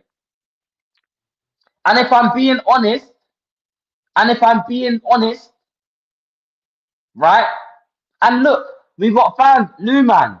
You might think it's just a bad patch, but it's 21 years, 21, 22 years of failure, 22 something years of failure, 18 managers, one trophy. Is that me overreacting? Maybe, I don't know, maybe you're just happy to be a happy clapper and to be a loser. But I don't like losing. I hate losing. I don't want to be a loser. I don't want to be a loser. Big up Bella. Big up the chat. Big up everyone in the chat. Big up Kudos. Big up Mark Swift. Bold Musa. Big up Philly. You know what I'm saying? Big up Nicholas. Yeah, man. Big up Sarah for the raid. Big up Mike Pepper. Big up Andre. I'm not going to say the last name. I'll butcher it. Big up Sem 2004. Big up everyone in the chat, man. Big up Adam. Oh, there's loads of you to get through, man. Big up everyone. Big up everyone. We're going to start the movement. Big up the Cookmeister as well. So let me see those purple hearts. Let me see the purple circles and the purple square. Anything purple. That's the movement. That is the movement now. Purple and yellow. In the stadium, if you go to the stadium, right? If you go to the stadium, let's see some purple balloons. Let's see purple flags. I would have done red flags if the scum down the road didn't wear red. Okay? Let me see those purple flags flying in the stadium. The Levy out banners. Everyone that went to the Leicester game, right? And you were chanting, you had the banners, you boycotted, you went to the bars after the game and bought stuff there because you didn't want to spend money in the stadium. Thank you. Thank you. Because you know what? You guys are helping. You guys are helping. I've never felt more passionate about getting anyone out of this football club. I have not felt any more passionate. And I'm urging anyone that supports Tottenham, whether you're 100 years old or whether you're 7 years old, now is the time. Now is the time. We cannot let this owner drag us down into the championship before he decides to sell. Before he decides enough is enough. So I don't care if you want to back Ange. My focus now is away from Ange Postecoglou. Yes, I am Ange out. I am Ange out. Yes, I'm Ange out. I'm Ange out. But you know what? I care more about the direction that the whole club is going on and the direction that we're going in as a club more than I care about Ange getting sacked at the moment. Yellow is actually a good color, most noticeable. Yeah, if you want to, yellow and purple, that's what I said. On my channel, the way I'm going with it, I'm doing yellow. If it lets me do purple and yellow, unfortunately, it doesn't let me make the right in yellow. It doesn't let me make the right in yellow. It only lets me make the whole banner purple. But if I could, I would. But honest to God, any way we can get these owners out, we're gonna do it. We're gonna do it. You lot in the chat, talk to me while we're here. Give me some suggestions. What do you think? Has anyone got any ideas on ways that we can start boycotting? I know the boys over at Tottenham away, and big up Tottenham, big up Brian, big up Stell, they're brilliant. The boys over at Tottenham away have said stop buying drinks in the stadium. There's brilliant local businesses. I know a lot of the local owners from around the area. There's so many amazing local businesses that you can go and get a pint for £3. Don't go and spend £7 on a pint in the stadium. I looked at the concourse on Sunday. The concourse was full 15 to 30 minutes after the game. It's ridiculous. Honestly, it's ridiculous. I'm in Adelaide right now, haha, for work. Okay, big up, big up. I'm not going to the championship. Facts. Make Tottenham great again. We want our Tottenham back. We want our Tottenham back. And I've got a message to those who are fortunate enough to be in the fan forums at the start of the season. Please stop asking these propaganda-esque questions. Start asking the questions that all of us online have been sitting here and asking for so long. Those are the questions that you guys need to be asking. Ask Daniel Levy, why haven't we won anything for damn near 20 years? Why is it that you sacked Jose Mourinho before the cup final?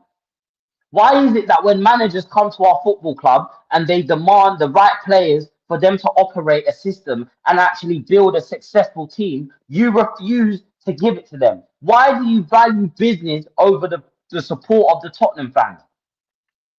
Us Tottenham fans are the most loyal fans on earth. We follow our team home, away, all over Europe. And what do we get rewarded with? Higher ticket prices, expensive food, expensive pints, concerts, NFL, Formula One, Squid Games.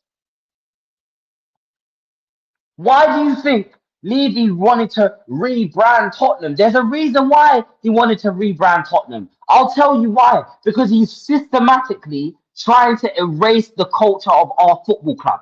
He's trying to steal our football club from us. And we're not going to tolerate that. We want our football club back. We want our football club back. Big up Lewis K says the board are back in hands. They want us in the champ. Yes, they do. They do. Chit King, exactly. Chit King is amazing, by the way. Anyone who's been to Chit King, even the guy who works behind the counter, he's a lovely guy. Trust me. I'd urge you lot, start boycotting. Start boycotting. It starts now, and all through the summer, boycott. Until Daniel Levy goes, we will keep chanting, "We want Levy out." We will keep holding our banners up in the stadium and throwing our balloons. Yeah, and we will keep doing streams like this. A mass boycott is the only way. It needs to hurt their pockets. Exactly. They won't allow those questions. No, they won't allow those questions. You're right. What is your favorite color? Blah blah. Facts. I've heard that if you subscribe to Hotspur Cave, Levy will be forced to leave. Yeah, people, we're on the way to 400 subs. There's 84 people in the building. There's 84 people in the building, and we're 20 subs away. If everyone just presses that subscribe button and likes the stream, we should be able to blitz 400 by the end of the stream. I'm going to go for about 15 more minutes. So, yeah. As soon as we won the League Cup in 08, that summer we sold Berbatov and Robbie Keane. Exactly.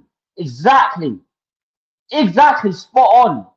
The start of the movement is changed. It's exciting. It is exciting. Let's gain pace. Exactly. Spot on. Spot on. We're going to start a movement. So if you're on Tottenham away, whenever I'm on Tottenham away, if their colour of choice is yellow, that's what we're going to do. We're going to spam their chat with yellow blocks and yellow hearts and any emoji that's yellow. Over on my channel, whenever you guys decide to come over and show your support, and I'm really grateful for everyone that does show their support, we're going to be running up the purple over these sides. because the purple represents the poison that is Daniel Levy. Purple represents the 24 years of poison that Daniel Levy has been slowly drip feeding into this football club. The generations of football fans that think that because we make the most money in the league, that we're a successful football club. That is what the poison and the purple represents. It represents the poison that is Daniel Levy. Big up everyone. Big up Archer, always locked in. Big up Mike Pepper, man. That's hilarious. Like and subscribe, people. Come on, man. Let's do this. We can get them subs up, people.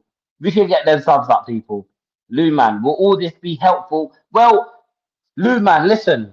People like you are exactly what Daniel Levy wants. You can sit there and question whether it be helpful or not. Now, I'm not a big channel. I'm not like Expressions and Saba and We Are Tottenham and Chris Cowlin and Tottenham Away and Henry Talks Bollocks. I'm not like all of these channels. I don't have a massive following, but I still have somewhat of a following. And it's not about whether Daniel Levy is going to see this. It's about reaching out to as many people as we can and getting them on board with what we're trying to do. It's not about being as loud as possible so that Daniel Levy comes over to my channel and or Donna Cullen or Johan Land or whoever comes over to my channel and watches my stream. But there's 73 people in here. If we can get 73 people boycotting, putting tweets out, going underneath the Spurs official page on Instagram, Twitter, TikTok, hashtag Levy out, then that's 73 more people that are hurting Levy's pockets and that are making steps towards change at the football club. So, Lou, man, that's my answer to your question. Big up Daniel. Big up Nicholas. Hand out red cards to fans and 60k. Yeah, facts.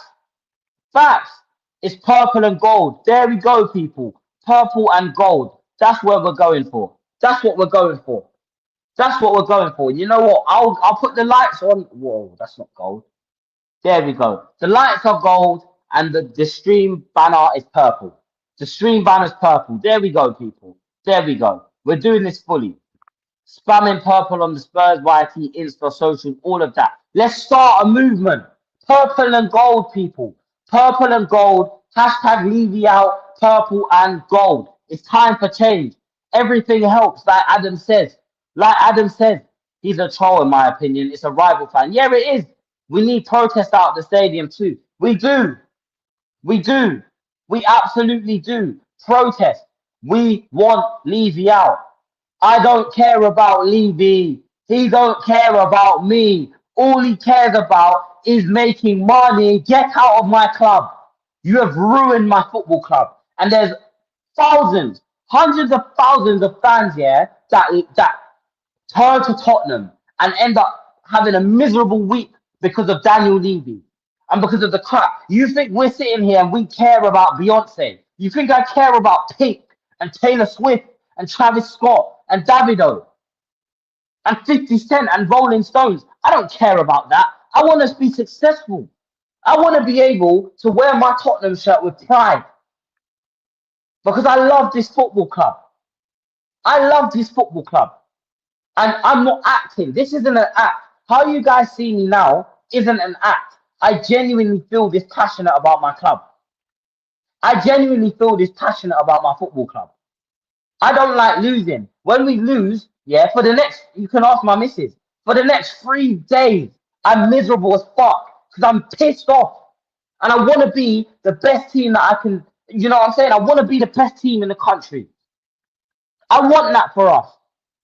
And I know everyone says that we're not a team that are going to be competing for Premier Leagues, and we're not a team that's going to be, out here competing for major honours. And I say, why can't we? This is a mindset that Levy has instilled in us, and we have to take it back. The mind control isn't going to work. We have to take it back, people. Big up. Real fans should want better. Exactly. Support J, people. Get behind all the YouTubers that want change, big or small. Let's get our point across. Exactly. Everyone go and sub to the 2 marks as well. Make sure you go and sub to their channel. They're brilliant. They're brilliant, and they're also joining in on this movement to get rid of these poisonous owners. They're joining in on this movement to get rid of these toxic owners. So please, please, please, anyone who has a channel, Elijah, the two Marks, the Danalist, Sava, myself, Jords, Tapping Toes, Deji, so many channels. Go and support them. Go and support them. On the playback, I want to see loads of Levy outs, purple and gold, on the playback. Do you know what I'm saying? It's not about following. It's about passion for the club. Exactly. It's being planned in the background. Facts. It's pretty simple. It's about getting Levy out. Enough is enough. Facts. I just want to see a white. Yeah. Facts. Big up Bob Musa every time. Actually wearing purple and gold. Yeah, it might be effective. Do you know what I'm going to do? I'm going to order some purple tracksuits and some yellow tracksuits. And whenever I'm going to the game, I'm purple and gold. Purple and gold. When I'm on stream, purple hoodies and gold shirts. Any stream I go on. Yeah, and you guys can see down here, Levy out. You can see the Levy out banner. Every stream I'm on now, Levy out. Big up Daniel every time. Check. Wait, hold on. Check. Change for Tottenham and Jay on X. He's doing a lot in the background. Yeah, they are. Big up both of them. Big up both of them, man. Anyone who is out there putting in an effort, thank you so much. Because Tottenham means so much to me, and I'm sure Tottenham means a lot to all of you as well. We got 79 people in here. I'm not sure how many likes we're on. The like target for the stream is 40 likes. We should be able to get that. But I'm sure all of you lot out here love this football club as much as I do. And you lot want the best for this football club. You know, we're 27 days into a transfer window, riddled to the bone with injuries, and they're talking about signing one player before the end of the window. When we were promised by Fabrizio Romano at the start that Tottenham would be looking to bring in at least 3 or 4 players. And we might end the window with 2 signings, 1 signing. And everyone wants to sit there and say that Levy's backing the manager. He's not backing the manager. He's not. He's hanging him out to dry. At this point, if you're a Spurs fan who is Levy in, you may as well be a rival fan. Facts. Levy post, Ange post, Tottenham post, spread the word. We're spreading the word. Preach. Facts. I will continue to preach. The suffragettes use the color purple so women could get exactly, and it worked. And it worked. It worked. It shows if we can come together as a collective and do this movement, I swear to you people, the day Levy sells the club, that's when we need to have a party. That's when we need to have a massive party in the stadium, outside the stadium. The local pubs, the local bars need to be full. We need to rejoice as Tottenham fans. And for everyone that's sat there saying, oh, but, you know, you're just a small content creator. What's you talking about this going to do? Let me tell you what it's going to do. Let me tell you what it's going to do. In a year's time, 2-3 years' time, when Daniel Levy announces and Sky Sports break the news that Daniel Levy has put the club up for sale, or we've got new owners, we'll think back to times like this. Yeah, but we had a small number of us sitting here doing the small things that matter to benefit the football club. We'll look back on times like this and we'll say, yo, I'm so glad that we did this. I'm so glad I was a part of that movement. I'm so glad that I protested. I'm so glad I stopped buying beers. I'm so glad I stopped buying the kits.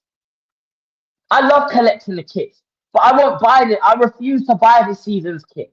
I'm not buying the kit for this season. I'm not buying the kit for next season. I'm boycotting it. I've waited for this moment for nearly 4 years. I've been doing #LevyOut YouTube shows. Okay, well, make sure everyone goes and subs to bro as well. Go and sub to him. Go and sub to him. Anyone who is on the Levy out train, we're gonna run up. And listen, people, my Twitter is there. Anyone who wants me to jump on their channel or who wants to jump on the channel themselves, I'm open. My Twitter DMs are open. Message me on Twitter. I will reply immediately and we can set something up because we're starting a movement. We are starting a movement. And I'm gonna rename the title of this stream, right? I'm gonna rename the title of the stream to "The Movement Starts Today." We all have the resources to compete for the league. Exactly. We make a lot of money. Also, big up Eugene for always being hashtag Levy out. Facts.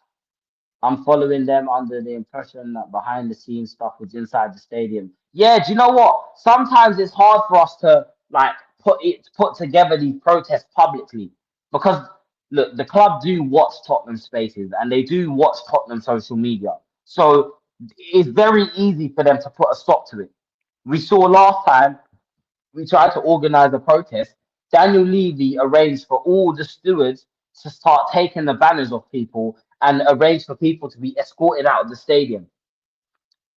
So it's not impossible for them to try and silence us, but we're not going to let them silence us because Tottenham Hotspur is a football club. It's not an entertainment business. We're not a dictatorship, right? We're a football club. We're a football club, and the fans come first. Oh, sorry, guys. The fans come first. The fans always come first. And I said this on Savage channel the other day, right? No matter what happens, no matter how many managers we have, right? No matter how many managers we have, we will always be here. 12 more from 400. Come on, people. Come on, people. I don't want to end the stream before we get to 400. We can get there. 12 people. There's 72 people in here. And surely 12 of you can smash that sub button. Surely we can do it. Come on, guys. Help me out. Help me out because I don't want anything but what's best for this football club. I stay up all night.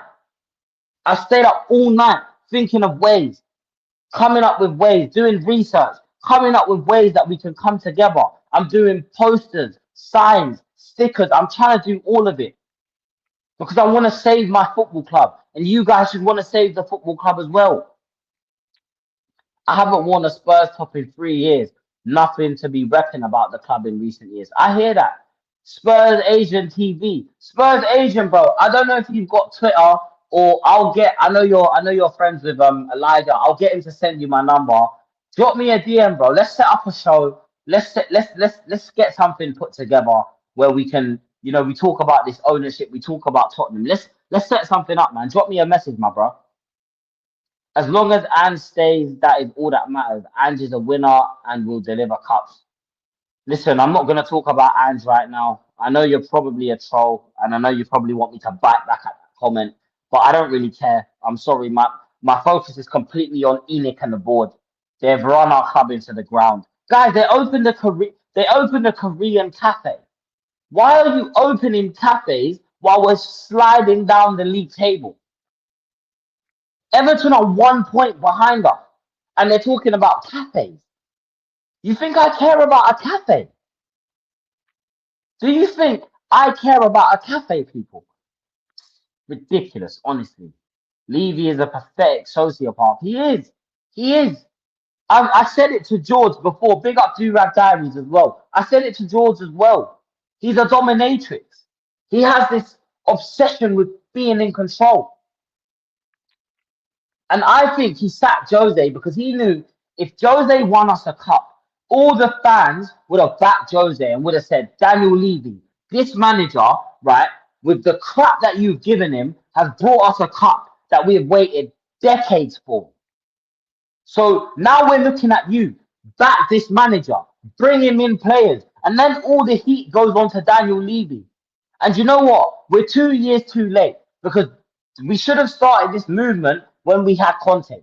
We should have started the movement when Antonio Conte said what he said because he was spot on. Everything he said was right. Everything he said was right. And speaks for the fans. He's ambitious. Okay, if that's what you think, all right. Yeah, don't worry, man.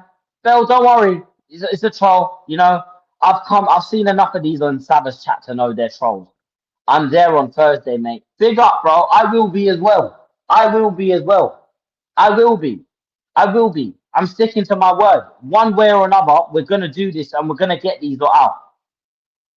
Sarah, this is what we can agree on. I don't care if you're Ange in or Ange out. That's your prerogative. If you want to back the manager that has us sat 8 points off relegation, go ahead. If you want to back a manager that's got 4 points from 10 games, go ahead. I don't care. I only care about getting Enoch out and Levy out. So if you're Enoch out and you're Levy out, that's good enough for me. That's good enough for me, honestly. I've never set foot in a new stadium. Don't want to give Levy anything. I hear you. I hear you. But one thing I will say, Adam, is I don't blame people that go to the stadium for a social aspect. Because a lot of people, their social life is in the stadium, going to meet their friends for a pint, to chat about the game, to chat about how their last week at work went. I don't blame people. And it's unfair. People shouldn't have to stop going to support their football club in order to get this poisonous this poisonous owner out of the football club. People shouldn't have to do that. So I don't blame people that go. However, the people that don't go, I still have respect. Levy out, Enoch out, facts. These men have a cheese factory. Exactly.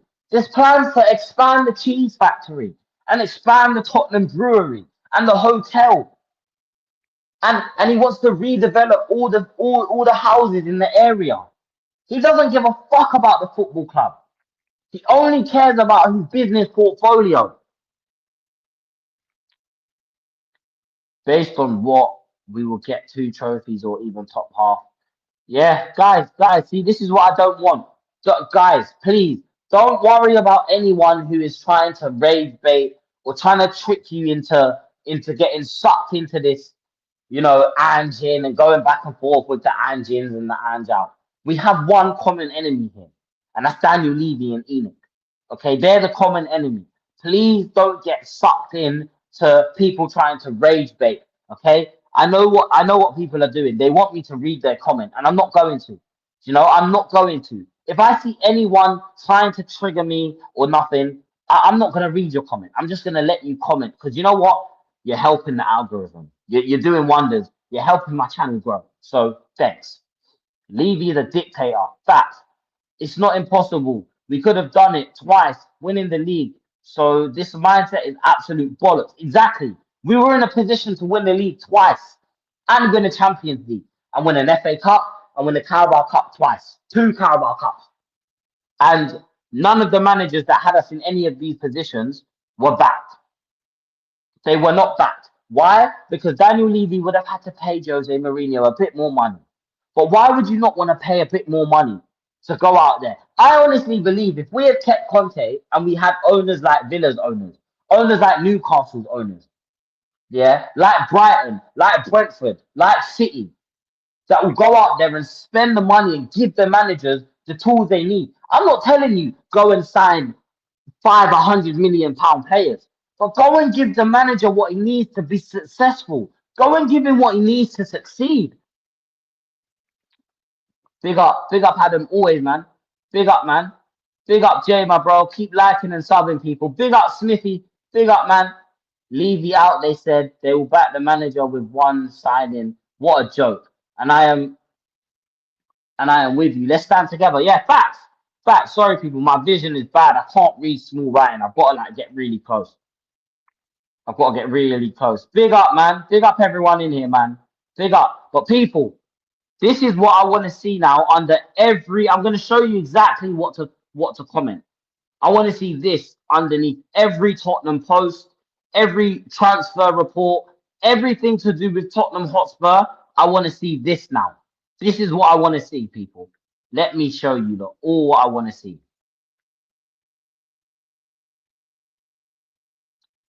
There we go. There we go, people. There we go. I'll meet you. Come on, man. Yeah, we'll link up. We'll definitely link up, my brother. You sacked Jose. Yep.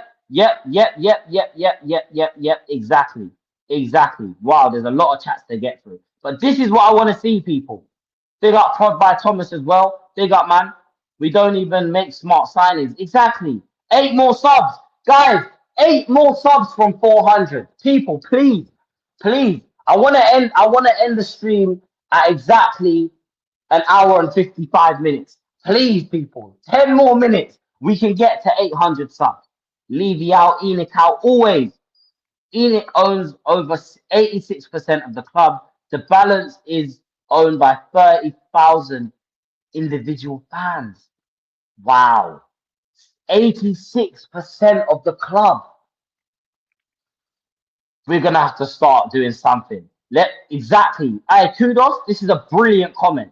I don't mind fans going. I don't like the fact that they line up to buy food and drinks in the stadium. Support local businesses. Facts. Facts. I don't spend any money in the stadium, but I feel passionately about supporting the team. And Dino, you have every right to. You have every right to feel like that, my friend. You've got every right to feel like that. Do you know what I'm saying? You've got every single right to feel like that. Would anyone in here take Rafa Benitez or Roberto Mancini? Probably not. Probably not. Nah, I'm not a fan. Sorry. Come on, people. Facts. I've been saying this for so long. Ange is a deflection and a distraction. Hashtag Levy out. There we go. Hashtag Levy out. Just subscribe. Thank you, Nicholas. Thank you, bro. I appreciate that. There we go. There we go. Hashtag Levy out. Big up to all. Come on, you Spurs. It's always come on, you Spurs, man. If you love Tottenham, we're going to boycott these lot. We're going to boycott them. They've got to go. Levy is like a cancer slowly killing our club. Enid don't see us as fans. They see us as money. Exactly. And I said this. Supporting Tottenham is like having a terminal illness, but you don't get to die at the end. You just suffer. You just suffer and suffer and suffer, and you're begging, just end my life, please, end me. And they don't end you. That's what it feels like supporting this club. Oh, fucking hell. Jesus Christ. Jesus Christ. There we go. There we go. We've got gold. I've switched the local light to gold, so we're going full on. We're going full on Levy out, people. We're going full on Levy out. To an extent, fans have to attend games to actually voice their discontent. Exactly. Exactly. It feels like we can't win. It feels like we can't win. That's what I'm torn about right now. I've been refusing to go, but if the movement is big, I'm down to go to support the team and support the movement to get Levy out. Hashtag Enid out. Hashtag Levy out today. Absolutely. Absolutely. That's what we need. We need a mass walking out. At half time, everyone should just walk out of the stadium. Could you imagine if every one of the Tottenham fans, not everyone, because we know that's not going to happen, but can you imagine if you looked over to the south stand and it was pretty much empty after half time and no one came back out? We've got to hurt their pockets. We have to do something. And you know what? More of the players need to start coming out now. Take a week's fine. Take 2 weeks fine. Take the fine. But call out what needs to be called out. The positives are that Tottenham Hotspur are in 3 cup competitions. No, that's not a positive. Do you know why that's not a positive? Because it's papering over the cracks. It's papering over the cracks that we are suffering as a football club. We are suffering as a football club. We're dying. We're dying as a football club. I think the season ticket holders have the most power to protest within the stadium. People that boycott can do the outside of the stadium work. But you know what? Again, you're spot on, bro. Because the season ticket holders pay thousands of pounds. They pay thousands of pounds to watch Tottenham. Thousands of pounds. So it's very hard to sit there and expect them to not walk out of the stadium. Or to expect them to not go to games. It's unfortunate. But I'm hoping that at the start of next season, the season ticket sales go down massively. And people stop buying season tickets. Save your money.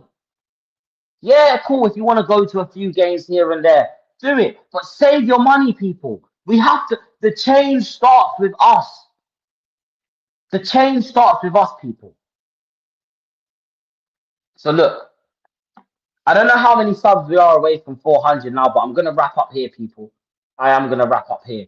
If you are new to the channel, make sure you have smashed the like on the video. Subscribe as well, man. Thank you to everyone who has come over from Sava's channel. Big up to Sava for the raid as well. Big up to everyone that's been in the chat. You lot are honestly amazing. How much is it for a pint of beer? £7. £7. £7. It's £7 for a pint. That's how much it is. But yeah, people, I'm gonna wrap up here. I will be live again later at 9 p.m. on Durag Diaries' channel for the boardroom talks. We're gonna be talking some Tottenham. We're gonna be going over the shit show that is our football club. Do you know what I'm saying? And yeah, people. But listen, before I go, big up everyone, man. Seriously, seriously, we have to start. We have to start doing something. Please, please, please. I want to see yellow hearts and purple hearts underneath every Tottenham post. I want to see people boycotting. I want to see everyone out there doing what they can to get rid of this ownership. Do you know what I'm saying? To get rid of this ownership. We deserve our football club back, right? And I'm not going to stop fighting. I swear, I promise all of you, I'm not going to stop fighting until I get my football club back. Because this isn't the Tottenham I fell in love with. This is not the Tottenham that I fell in love with. Okay? And I'm sure this is not the Tottenham that any of you lot fell in love with. And we deserve more. So, people, that's going to do it for this one. Thank you so much for watching. I'm going to catch you lot in the next stream. Levy out. Enoch out. Save our Tottenham. Come on, you Spurs. Bye.